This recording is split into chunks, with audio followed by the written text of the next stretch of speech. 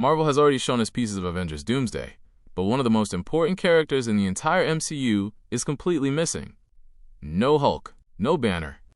And that silence might actually explain exactly how Avengers Doomsday opens.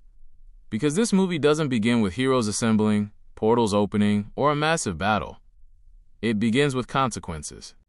With worlds already breaking.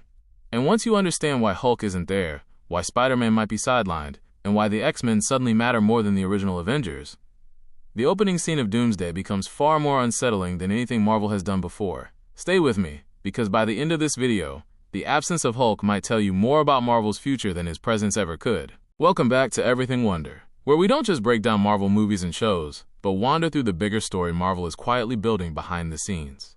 Today we're diving deep into Avengers Doomsday, specifically how the movie is likely to open, and why some of the biggest MCU characters, especially Hulk, are nowhere to be found. This isn't about actor schedules or Marvel forgetting about characters. This is a deliberate creative decision tied directly to how Marvel is ending the multiverse saga and setting up a soft reboot of the MCU going into Phase 7. And once you see how everything connects, the opening of Avengers Doomsday starts to feel less like a traditional Marvel intro and more like the beginning of the end. One of the biggest misunderstandings about Avengers Doomsday is the idea that it's meant to function like a classic Avengers movie. For years, we've been trained to expect a familiar rhythm. Heroes reunite, a new threat emerges, internal conflict slows them down, and eventually, they come together to save the day. But Doomsday isn't built like that. This movie exists for a very specific purpose. It's not about rebuilding the Avengers.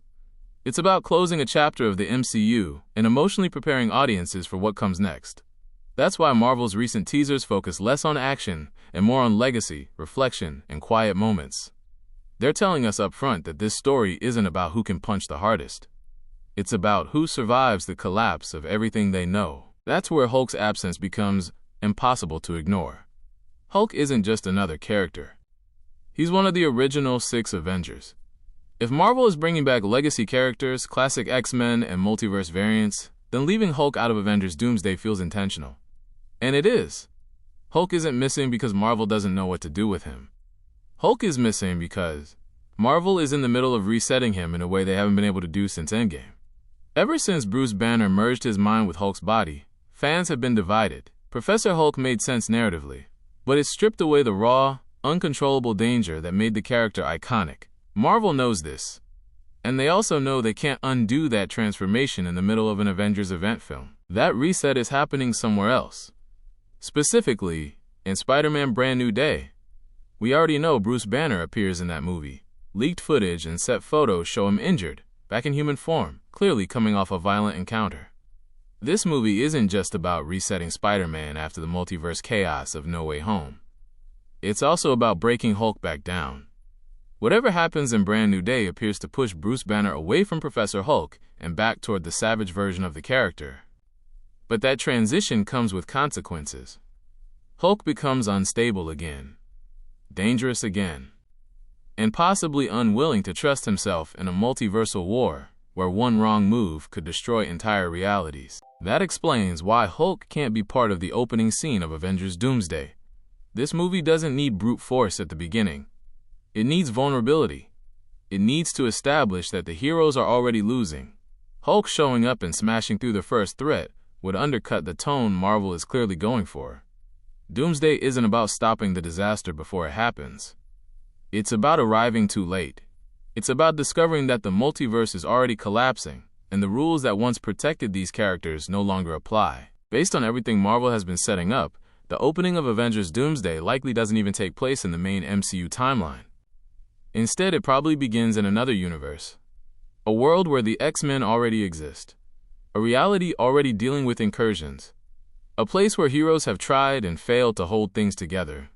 This allows Marvel to introduce classic X-Men characters not as cameos or fan service, but as proof that the multiverse crisis is unstoppable. These aren't heroes arriving to save the day. These are survivors of worlds that are already gone.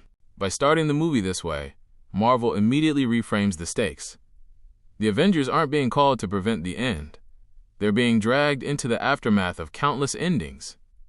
And this is where Dr. Doom becomes truly terrifying.